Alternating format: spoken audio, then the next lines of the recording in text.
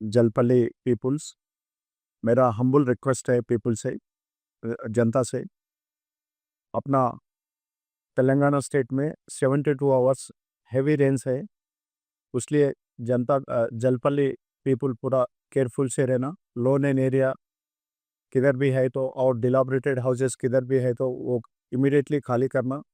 और उस्मान नगर जो है, उस्मान नगर के जनता के लिए अभी भी मैं इससे पहले जाके आया हूँ, वो लोग को पूरा खाली कर दिए, और कोई भी है तो पूरा खाली कर लेना।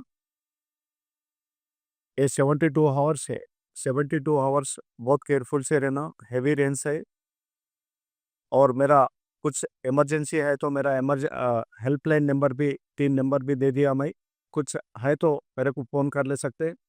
पूरा जनता पूरा केयरफुल से रहना, प्लीज़ सेफ साइड से रहो, अच्छा रहो। Thank you.